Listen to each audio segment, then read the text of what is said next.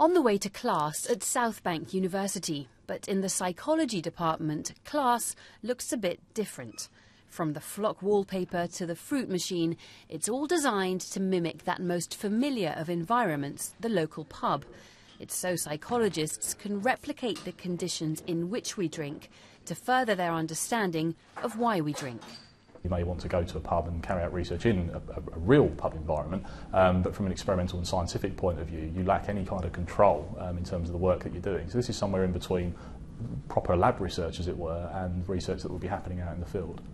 Today, our research consisted of persuading these non-drinkers into the lab. Try with some of this 0.0% beer. But even alcohol-free drinks had no appeal. I do feel under pressure, like around students, or if I'm in a group of the same age, I feel like I should drink if they are. I see a lot of people when they go out and they get drunk and they start throwing up and their friends have to carry them home.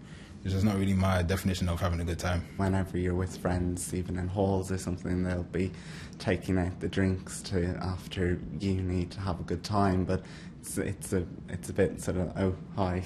Here I'm in the corner. But these students are definitely in the minority. Binge drinking has long been an issue in Britain, and campaign group Drink Aware says the more research conducted into our drinking culture, the better.